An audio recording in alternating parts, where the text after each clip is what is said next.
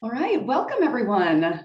We are thrilled to be here for the SID annual conference and to be having this conversation, sharing in this conversation today on two critical issues in development, gender and data. My name is Sheerin Vesin. I'm the Vice President of Business Development at TechChange, and I will be moderating today's session. And before we get to introducing today's panelists, who are fantastic, just a little bit of a note, a little bit of framing around why we're choosing to talk about this topic. So TechChange has been working with the gender and data communities for the past several years. We've been really fortunate to have partnered with Meta, who, along with Ladysmith Collective, which is a feminist research consultancy, they're really part of the origin story of gender data through their work on SDG 17 through an initiative called Project 17. So what is Project 17? Project 17 is an initiative within Meta, formerly Facebook, tasked with leveraging partnerships and Meta's capabilities to achieve the global goals. So one of the challenges faced by those that do the work, specifically targeting the achievement of the SDGs, is a lack of access to real-time and representative data. So Meta then decided that increasing the availability and use of their data as it relates to the SDGs was a meaningful way for Meta to contribute and start having impact right away, with the first area of focus being gender data. Now, at the same time, Ladysmith, again, the feminist research consultancy, they partnered with Meta and released a report on building alliances for gender equity, with kind of the subtext of how the tech community can strengthen the gender data ecosystem. And in this report, Ladysmith built really a kind of a bridge between two communities, gender and tech.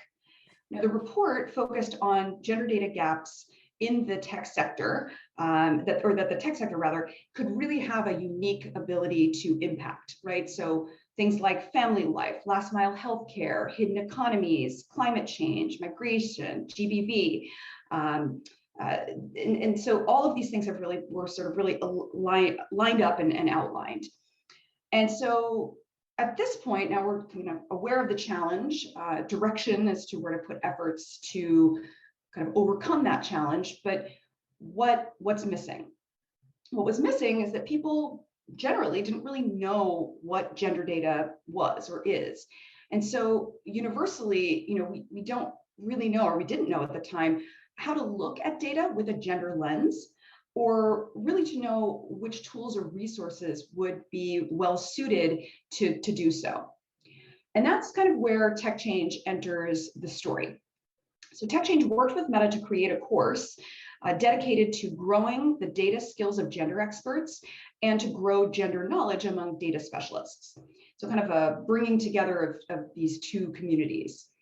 Now, the course began as a series of workshops, and the workshops were meant to gather experts from stakeholder groups, USAID, World Bank, many others. And through this series of ideation workshops, we then were able to establish kind of a core audience for what a course might look like. We were able to establish the purpose, some clear learning objectives, identify several course resources, and then with that, TechChange built a blended learning course. So blended learning meaning kind of a mixture of self-paced, asynchronous, as well as virtual instructor-led or synchronous elements. It had gamification, a lot of peer learning, a lot of direct applicability. And the feedback on the course was really, really incredible. Its design, which was really peer-centric, really intentional to bring these communities together, it enabled the participants to come away with some actionable skills that they could apply.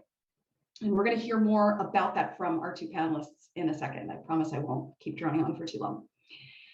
So Gender Data 101, as it is called, is a course that has now reached thousands of gender and data professionals. The last two courses were so oversubscribed to the tune of, I think we set out to recruit 200 participants and we had 2,000 apply to join it, that we're envisioning a third round of the course this summer. And the course is something that we offer for free. So if you're interested, Stay tuned, but also check out the description of our session on the SID platform. We're kind of doing a little bit of a sign up so you can essentially learn more and stay in the loop on developments for this third run of the Gender Data 101 course. Now, speaking of that sort of heightened popularity, because of that, and because a cohort-based blended learning course does still have some limitations on cohort size, we also created a fully self-paced version with an unlimited enrollment number. So this is available on live, and we can certainly help you to get there if that's of interest to you.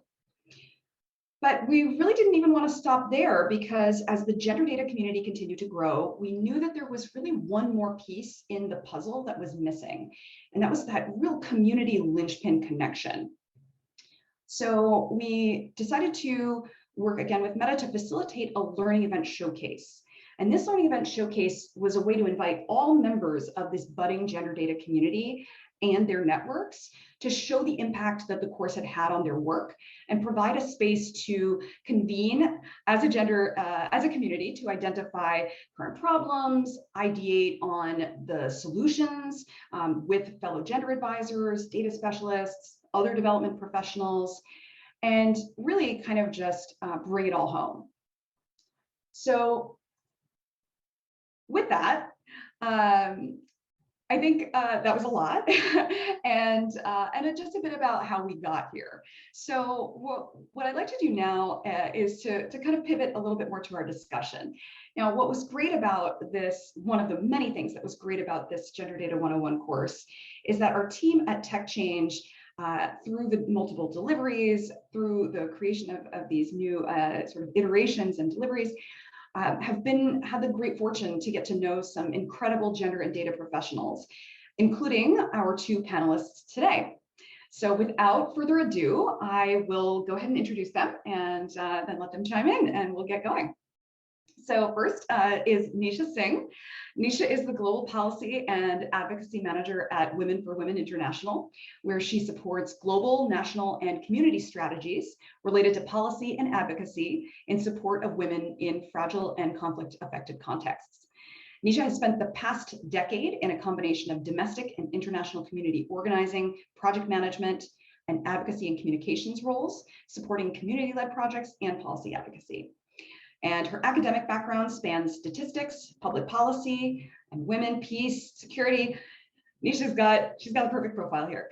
Nisha finds ways to generate and translate quantitative and qualitative evidence to a broad audience of stakeholders to spur collective action toward gender equity. Welcome, Nisha. Nisha, if you could come off mute and just tell us a little bit about you that we didn't read in that very academic bio, maybe a fun fact that goes a little beyond. I know, and I joke, and especially after you've sort of outlined some of my background, that I really usually only share hard facts. But for today, I'll make an exception and share that in addition to some of my professional background, I also really enjoy baking, and I have a very impressive profile of babka that I make, and that's sort of my party trick. So that's my fun fact, and I'm really looking forward to joining both of you today in this discussion. Thank you, Nisha. And I am sort of wishing that we had decided to opt to present our panel in person at the SID conference, because we might have been able to taste some of that deliciousness. All right, so on to Ryan. Ryan Ubuntu Olson is a technical advisor under the USAID and PEPFAR funded Health Policy Plus project, HP Plus, at Palladium, where he has served as an expert in serving communities marginalized or made vulnerable due to their personal characteristics or identities, including youth. Ryan has been with Palladium for the past 10 years and wears a wide variety of hats in addition to his technical role on HP Plus. He serves part-time as the Regional Director of Sustainable Business, which posits Palladium's DEIA efforts under a wider umbrella to also use safeguarding and environmental protection. Ryan has designed numerous capacity development initiatives and has worked at the local, national, regional, and global levels. Welcome, Ryan, and please do not hold back in sharing any fun facts about you, especially I feel like there's something tied to this global level in your profile. Lay it on us. Well, first off, it's wonderful to be here. Thanks for having me. And fun fact about me is I've circumnavigated the globe on a ship alongside a former Nobel Peace Prize winner. So that was kind of a fun experience back in my college years. That does sound beyond fun, and just wow, what an incredible opportunity. Well, we're so glad to have you both, and both Ryan and Nisha are, intimately familiar with the Gender Data 101 course, and have really been doing so much in their own work to kind of advance this this field. And so I think really what we want to get back to first here in this conversation is to come back to our somewhat provocative prompt in the session title. So we named this session with a question. So I'd like to pose that question first to Nisha. So Nisha, in your opinion, is data sexist? And if so, how does that sexism manifest itself? We'll start with you, Nisha. Sure. Well, I guess it'd be a little bit of a plot twist if I was like, no, not really. But yeah, I think to me, data reflects a lot of the biases that society has. And so in that way, I think data is sexist. I think data has a lot of the same limitations in terms of who it represents in society that we see when it sounds like Ryan has worked in similar fields as I do, in terms of reflecting actual experiences, in terms of reflecting a full picture of people's like whole beings and their whole lives.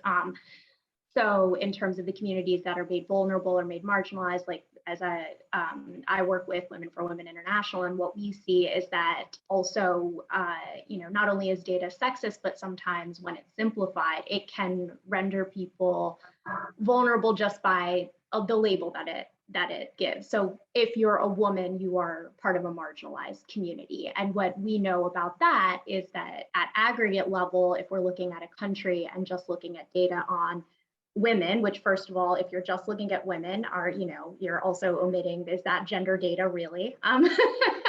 Not really. But more than that, is it including those who are most, marginalized, and also can we be specific about that to what those vulnerabilities actually are? And that's hard work. So I think that, to the second part of your question, what are the implications of sexist data and data that doesn't reflect a full picture of people, and isn't specific about the different, I know, intersectional is sort of another buzzword, but truly what that means is just, the vast array of challenges that they might be facing, or the different aspects of their lives that we want to understand for the types of projects and work that we do, is that we're not going to really achieve our objectives. And, when we refer to things as sort of the last mile, to me, that means if we're not really actually putting that last mile first, are we really being successful in all of the other aspects of what we want to achieve? So, so that's the implication, is that we won't meet our goals of a more just society, a more equitable society, and that we're really missing a lot of the story when we use data to paint a broader picture, whether that's globally, nationally, even locally. And that's a problem, as we tend to rely more on data for how we do our work, the decisions that we make in particular, and how we evaluate our success as professionals. Thank you, Nisha.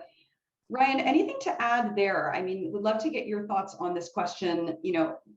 Is data sexist? Feel free to offer a counterpoint if you do feel that way, as well as comment on those implications that Nisha was just mentioning. No, I second everything Nisha's just said, and I think I would just add that I think that we're still expanding notions of gender itself and our conceptions of what that means, and as we live in a world today that's looking at our complexities as human beings, it's really important that we're not actually furthering the harmful gender norms from a particular society or framework, and I think by so generalizing the notion of gender, we are doing ourselves a disservice in certain ways, because then how do you then create the tailored and needed response in the unique situations that we're addressing? And even the questions that we're asking to get the data may actually leave out opportunities or solutions that we're trying to solve, because we're only thinking through one way.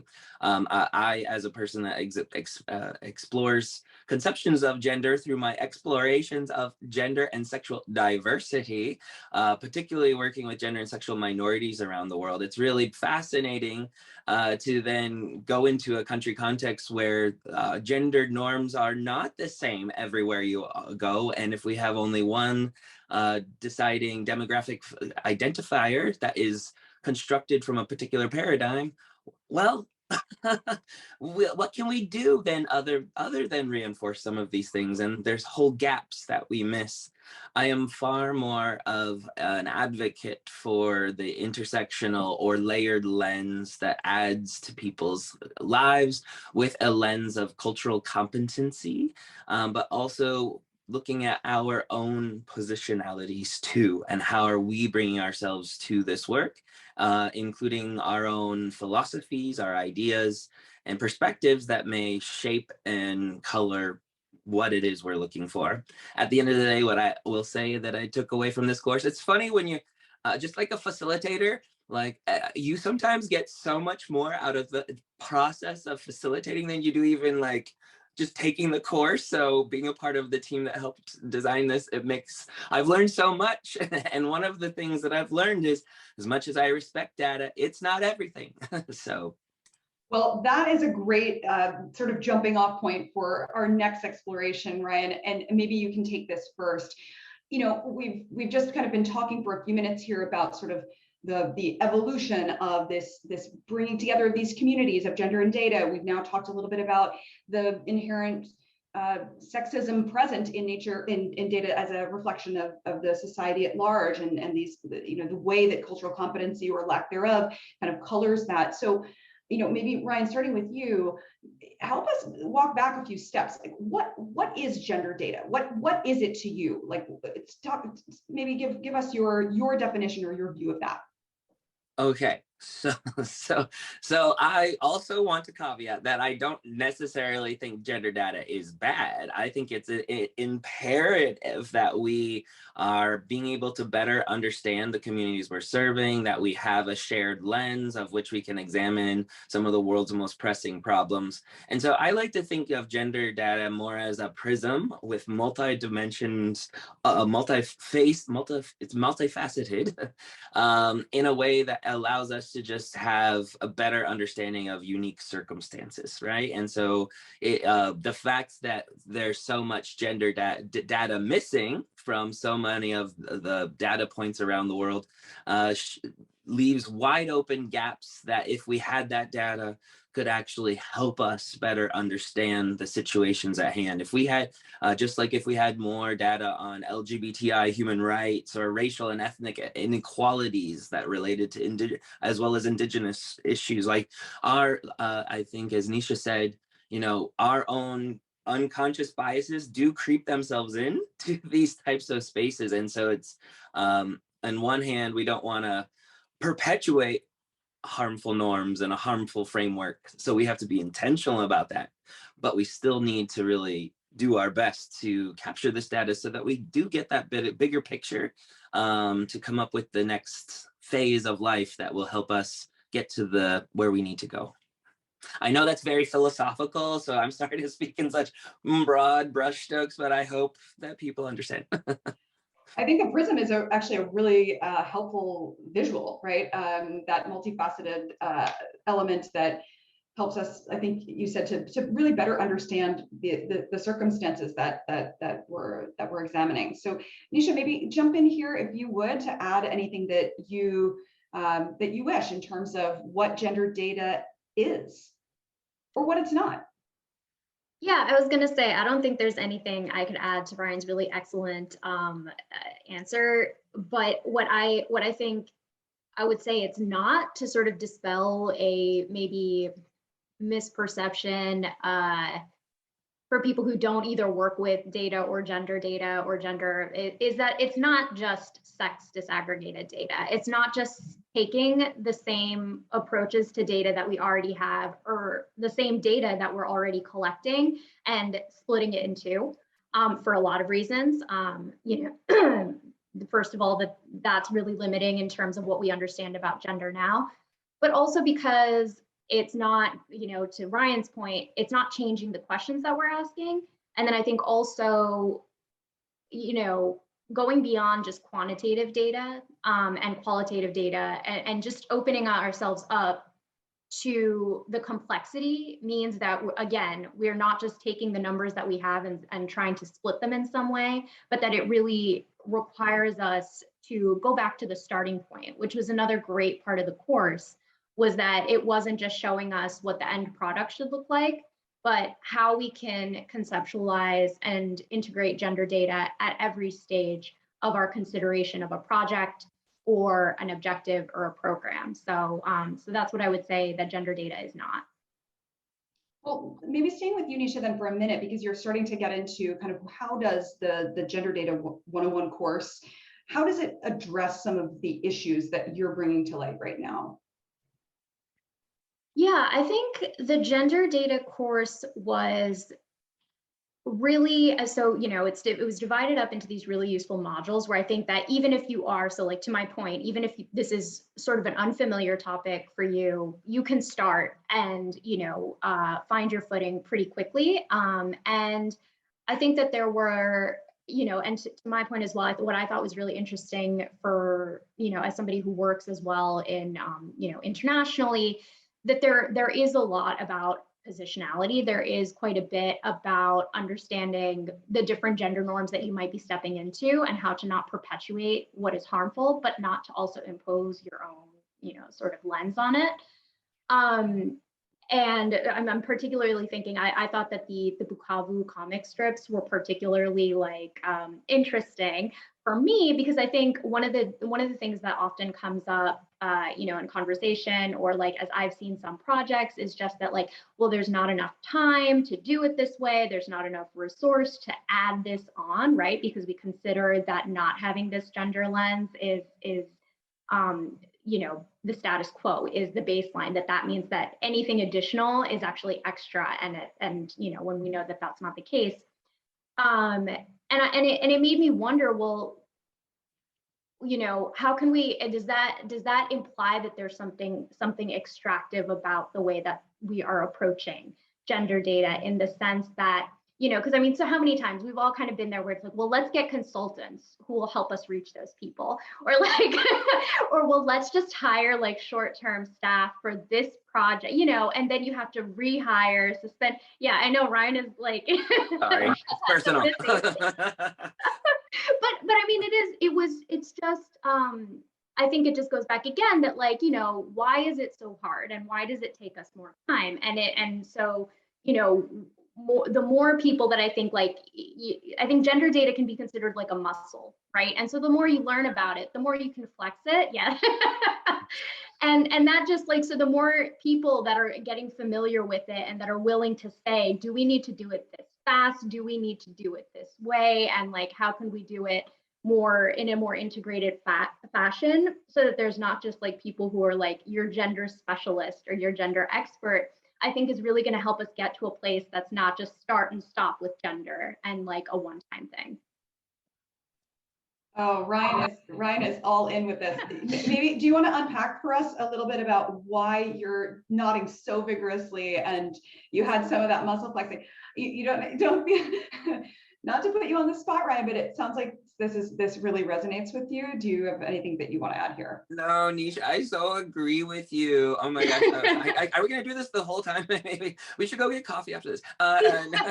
No, yeah, no, I totally agree that I think what the lens does, or the course does, is not just teach you a hard fact, a hard skill that you then apply in the same rigorous manner over and over and over again. What it does is like I learned so much about data and the data life cycle, for example, and where where it came in for me was that there's so many different points of which you have to pay attention to, from gathering data to the cleaning to the data to presenting the data to how it's framed, so all of those have room for error, and therefore, it's really critical that yes, we have the skill, and as Nisha is saying, we need to add, this isn't just one person's job, it's all of our jobs. And the more we can have this unique lens, the actual better work we're going to do in collecting this information. And as we bring into it new forms of thinking and letting the things that have always been there, but actually give them prominence, like, I don't know, empathic listening,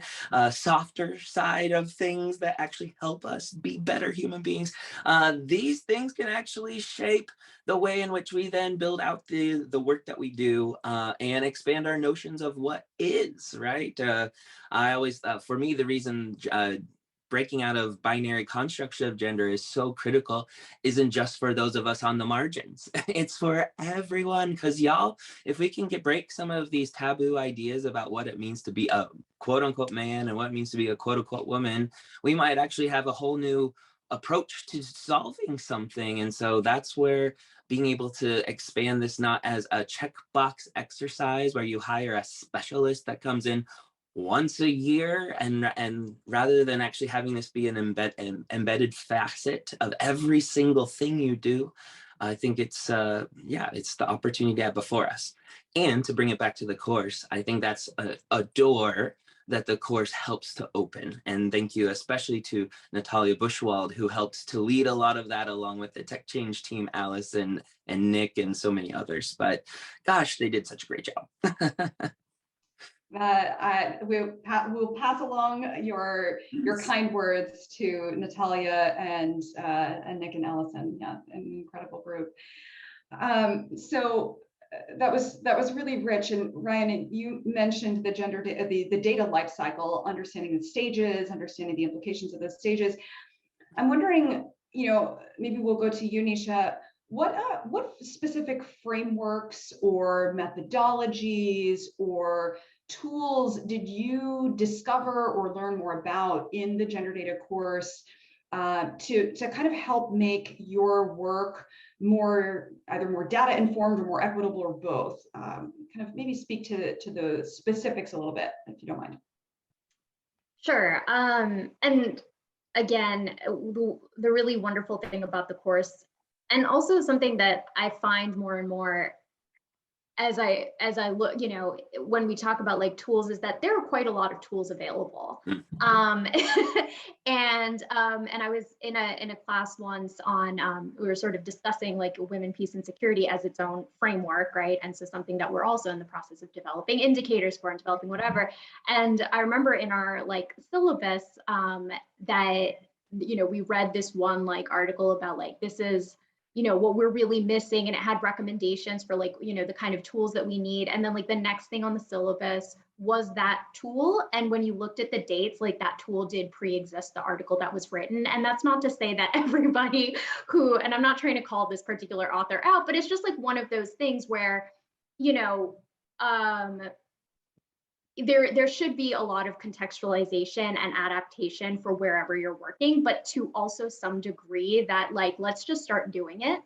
And I think that, so for me, with the frameworks, there were some that I was already familiar with, particularly like sustainable development goals and how gender fit into that. But one way that, and now in my position, I don't work directly with like collecting data necessarily or doing the analysis. We have a really excellent monitoring and research team that, it's just amazing. I can't talk up their work enough, but as an advocate, being able to translate in a really accessible way, like the notion that, because in the SDG goals, gender equality is one goal. Right, it's goal number 5. I really hope that's not wrong. But also being able to translate and say what I think the underlying message of the course was. And again, I think that the entire course and the focus on frameworks and tools allowed us to develop this language for it, is that even for all of the other goals, if you do not achieve, gender equality, you're not going to achieve all of your goals. And, so for me as an advocate, even if I'm not, it was really understanding my role along the project life cycle, as Ryan has said, or in terms of making accessible all of the, people either, I find that people tend to zone out when I either say gender or when I say data. And so when you say the two of them together, right, it's like, okay, but how is this relevant for what you care about? And I think that's what the different frameworks, were how the frameworks were useful to me in terms of like my day-to-day role. And yeah, again, just like developing the language, translating it, and helping people to understand how it is relevant to them. Yeah, there were just so many, and there were lots of exercises too. I particularly remember the one about identifying bias, and there was an Excel sheet that we had to sift through, and I was like, oh, excellent homework. But it's just one example of how like the tools were there, and to my point, that the course is really like, okay, like here's how you do something, and I think that's something that's really, that's the stage that I feel like we're at now. Yeah. Yeah, I mean, I think it's that sort of the translation for the relatability. I can totally appreciate how, how that really kind of changes the game once you have resources to really do that and enable that translation to happen. I also really appreciated what you said around SDG 5, and if we don't achieve SDG 5, it is really kind of a precursor goal in many ways to so much else that is on the SDG agenda. Ryan, what about you? You were involved in many ways in this course. Did you learn any new frameworks or methodologies or tools that, or do you want to maybe go a little deeper in what you were talking about around the data lifecycle that really has impacted your work? Well, yeah, and I think more with Nisha as well. Like, I think I have found a better way to communicate the gender data a lot more and to better understand it. I too am more of an advocate, and so I don't do the nitty gritty like my wonderful teammates do. But I certainly have a greater appreciation for how it all plays itself out. And it did make me want to push back more, if I'm honest. And I like that too. It's because I'm starting to ask myself, like, what are the indicators, and whose indicators are these, and what are we really working towards? Is it someone in Washington or Geneva, or is it the people on the ground? Who is defining the questions? How are these questions how are the frameworks that we're using being utilized by local people in their own capacities? Is it getting to their unique needs? And if it's not, why are we continuing to perpetuate some of these things that could actually, like I said at the beginning, perpetuate harm? But I will say that, I think the course introduced me to different frameworks, like we're talking about, particularly the data lifecycle, and just made me much more of a critical thinker when it comes to that. And so when I think not just of myself, but I'd like to think that the intended audience, which is individuals all over the world, particularly data enthusiasts and gender enthusiasts, I'd like to think that having this accessible course in all sorts of delivery methods around the world, that people who might not have been able to maybe go to a high level class at some prestigious university here and there, but might be able to come to the actual, have these frameworks introduced in their own lives, and they can take it and run with it and apply it to their own unique organizations or the work that they're doing. And I think that that's what inspires me most. I think one of the bigger issues that we have working at the global levels is we have this huge lens that we bring to the UN, the Global Fund, USAID, our development work. But which we'd like to think there's a lot of ground truthing, but nobody knows the ground truths more than the people that are experiencing the day-to-day. And so being able to have much more of that connection in that middle ground where people can maybe not reinvent the wheel, but see what others have done, but also then apply it to what they've done, and then feed that back up to those of us that are doing work at a more broad level. Our greater partnerships and being able to kind of communicate in a similar fashion around similar things will all help us all achieve those end goals that we're striving for. So I think that that's one of the other aspects of the course is its accessibility and how it brings these what could be very abstract ideas into concrete terms and methodologies that we can all use. So that's what I appreciate. And I think, that really segues nicely into kind of one of the next things I'm very curious about as to how, these very specific tools and methodologies and frameworks, how have you actually employed them and applied them to your work, or maybe other colleagues that you've seen? If you want to pick an example, it can come from you or come from sort of the broader community with which you are now engaged. Just curious to see some of those practical examples if you want to pick one or two. And I'm happy to go with either Nisha or Ryan. Nisha, go for it. No, Ryan, were you volunteering, or do you want to? Oh yeah, if you're down. Yeah, so I actually had the great opportunity to continue working with TechChange in the past year, where we designed a regional youth champions training for rising leaders to help them better understand the policy advocacy process. And similar to the Gender Data 101 course, we designed a 6-week virtual training that helped young rising youth leaders, future parliamentarians, future NGO workers and leaders, future hospital administrators, to better understand the policy process. And so first, and their role as young people, being a part of the solution, not just outside of the solution. So their ability to be leaders. What is policy? How do you use data to inform policy? And then how do you strategically understand that data? And so being able to integrate the gendered lens into it, as I thought I had already done already, but oh my God, even more now, whether it's resources or articles or helping people to better understand through this particular course how to generate and utilize that data in their advocacy work to then inform policies that impact upon both men and women and others.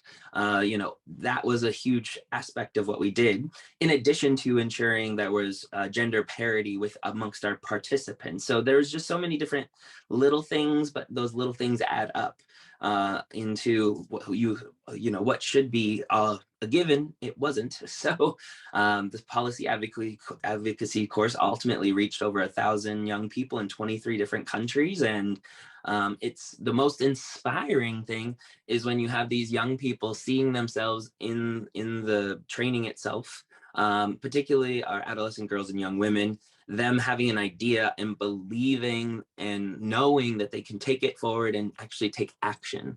That was the best thing. We can't just look at data and let it be, but that they can use that data to then do something with it.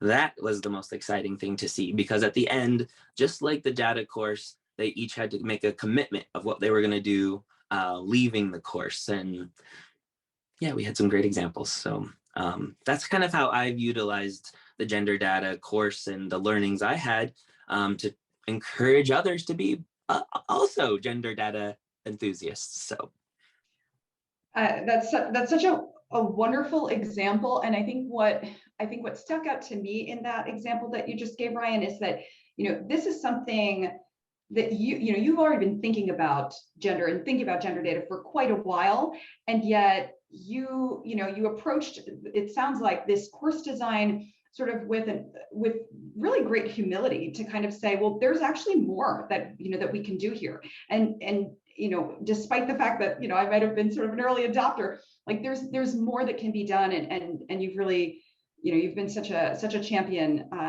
in this way, and I think I've happened to be aware of a few of the unprompted comments and tweets that the participants in this particular course have shared, and it's amazing, totally unsolicited, just sharing their gratitude for that work and for what the course has enabled them to do as emerging youth leaders. So kudos to you, Ryan, and of course, a few of my TechChange colleagues as well, but really, really amazing. Nisha, an example from your side where you've applied these frameworks in your own work, or others in your close community? Yeah, first of all, Brian, that is so cool. Really well done. And for me, it's really interesting that to apply this in a place like this. I currently work with Women for Women International, and a lot of what I appreciate about the way that we work is that we are evidence-based in both our programming and in our advocacy, and that women's rights are really central to that. So we are constantly making space for ourselves to be not wrong, but making space for ourselves to do better in terms of what we want to achieve. And I mean, I think that's just really key. So when we're, our program is good, but what are we hearing about how it can be better, how we can do more?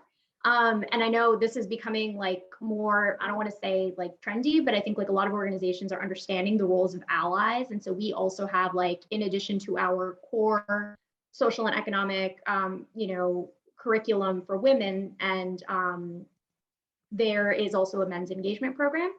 But the way that we evaluate it is not just, do men feel better about themselves as allies, but does it also increase women's power? And does it increase their decision-making power in the household? Does it increase their income? Like, what are the real results there? Like having, because we're really clear that our objective is still about women's power. So, so I just really thought that was, not to say that there may not be like value. And again, I think like making space for yourselves to do better, because like so many of these, especially when you're dealing with social norms, it's going to be long-term, right? Like, and we need more of this like long-term flexible investment, reevaluation, and making space to do things the hard way and not just look for the easy wins, I think is going to be key. So, and I think that the gender data course helped me gain a better understanding and appreciation of what my colleagues were doing in the space for our program adaptations and constant reevaluations. And it made me think about my own evidence-based advocacy. And again, thinking about how can we really dig deep for the evidence in, to center priorities from the community in the policy recommendations that we're making. Like, I don't need to be an expert, and I will never be an expert on these contexts. Like, no matter how much I can study, or as Ryan said, go to these fancy institutions. Like, it's not going to happen. And so why not just trust the information that we receive, right? And so, for example, right now working on a project where we have women who are in Kurdistan in refugee camps, like understanding their policy priorities, but also listening when somebody on the project team and the research team is like, well, it's also really hard for the Kurdish women in these communities, and saying, okay, we need to include that as part of this story that we're telling and some of the recommendations that we're making. And also being able to communicate with the program team of like, how can this also just help us better understand the programs that we're doing there, right?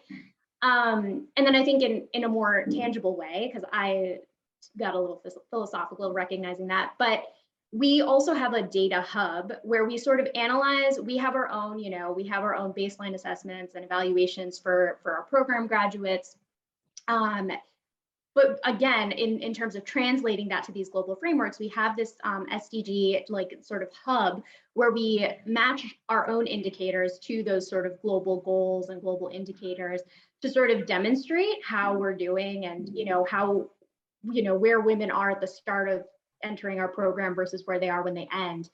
And again, not to say anything concrete, but just to make an illustration of how I think other, other organizations can do something really similar. And I think that also, for funders who are, sort of tied to these frameworks as well, I think it helps to be able to speak about it this way. So that was something that I came into and was able to really quickly say, this is great, and like really match the course material to that project, and to be able to write about that for op-eds and things like that, but also having a colleague who is a gender expert, but was really not maybe as familiar with the data aspect and understanding these different, like, okay, well, what does it mean in terms of the gains that were made on this index? And I was just able to recommend this course to her. I was like, hey, I'm really busy, but you should check out this course. And I mean, and I just think, like, again, that's something accessible that can be done at your own pace for people who are really busy, but again, might have one half of the expertise and just to be able to either, really directly integrate it into the projects that they're doing, or again, to kind of expand their understanding. It's just been a really valuable tool.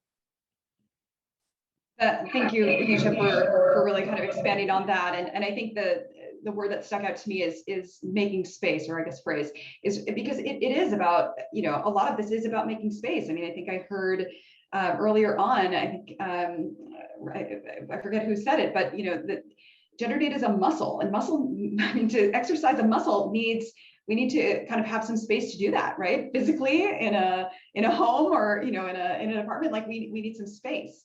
And that space comes in the form of, funding flexibility. It comes in the space of, allowing some room for error, or allowing some room for humility, right? So I think that's just such an important point. You both have brought it up in different ways.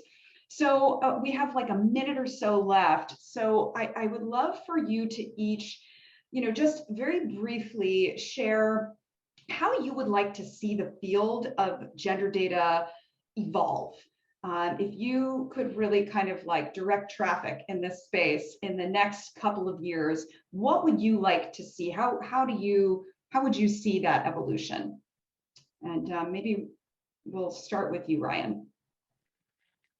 Okay, well, I have a lot. No, but to build on something Nisha said earlier, I don't think this is a separate area of expertise that then I mean, we do have gender experts, but our gender experts need to be leaned on more. And we need to be able to not see this as that thing over there, but something that's integral to every single thing that we do. That's the first part. The second part is we need to envision a better future. We have to ask ourselves and be inspired by this as an opportunity for us to do more, to change lives, to think of the world in a whole new way, and to drive innovation. Like, I always tell some of my friends, it's like, why do we start with gender second? What if we started first? What if we reframe the way we conceptualize what those quite early data questions are? What might we derive as a result? So for example, in a book I read, I'm so sorry, it's called something, I forget, but they talked about in Norway or Sweden, they talked about their snow plows and how they would snow plow the streets for the cars in this particular way, but they framed it from a man's perspective, not a woman's perspective. And just that simple change, actually, they redid the way they did plowing and the timing and all that stuff, that then generated much more GDP wealth, that created more comfortable living. I know that's a horrible example I should have thought of before I said, but long story short is, there's a whole world out there that if we broke out of gender binaries, for example, might exist. And this is the opportunity that we're talking about. It's not just adding this onto what we're doing, but we're challenging each and every person in this audience to think differently. That's what we want. And that's what this course offers. So thank you. Sorry. Time. I think, are you talking about Invisible Women might be the book that you're, yeah. It's really great. And I think you've really built on that thesis so well of just envisioning a better future, a more inclusive future. I guess what I might add to that without repeating is, is more, in some cases, is more data the answer. And so and the examples that I'm thinking of, I guess, where I see the future is, yes, really more integrated and more localized, and understanding what are that trust is a component of this, I think, especially when we're gathering information. And that is why it's so important that it's like a whole picture thing. It's a project life cycle thing, because and I've seen this in two ways that I'll really quickly highlight. One was in the interview actually that I did for my final project about just like what are the privacy implications, for example, when you're collecting data from people who are, yeah, there's gender data, but they're also being marginalized due to a societal, like identity that makes them more at risk in other ways, right? Like it could be HIV status, it could be, religious minority, especially in conflict zones. Like I think that that's something that's really critical to be aware of, is that as we're saying like more data, like, okay, but are we also taking into account trust and the local implications of that? And another way that I've seen that recently is just in developing some specifically on gender-based violence, like where actually more data could hinder the objective of just, again, making services available to survivors where they were concerned, again, like recognizing that we want to envision this better future, but we still need to meet people where they are, right? So telling women like, you need to report this, we're going to collect all this data, when they're like, there is still stigma related to being a survivor of this type of violence. And therefore we will not, if the solution you're proposing is that we collect more information about this in an identifying way, like we will not be participating. And so I think that, in addition to just seconding everything Ryan said, which was so excellent, is just, again, like maybe it's making space, maybe it's the better integration, but also just saying like, as we're thinking about getting more data, it's again, recognizing the trust involved, especially when we're working with marginalized communities. I thank you both so much. There's just such great ways to kind of really envision the future. And I love that sort of lens of inspiration, right? And not constraint, but this is, like you said, both of you have said in different ways, it's a way to really envision a better future. And I personally just learned a lot through this conversation. Thank you for sharing your insights, your takeaways, your hopes and dreams with me and with the rest of this SID community. Really appreciate your time. I'm going to share our and your mainly. I'm not sure others are going to be curious to talk about this as I am learning right along with the rest of them. But for Nisha and for Ryan, if you're interested in reaching out, you can do so at their email addresses here on the screen. And if you're interested in taking the next iteration of the Gender Data 101 course, again, the blended learning version of the course, which is again totally free, we are starting to collect sort of the interested parties who might want to stay in the loop as we prepare for a new run of the course. So see the link in the session description and just fill it out, and we'll keep you apprised as this evolves. So again, would love to thank you all for joining us today, and thank SID for having us. And we hope you enjoy the rest of this annual conference from wherever you are, in person at the Ronald Reagan Building or at home. Thanks, everyone.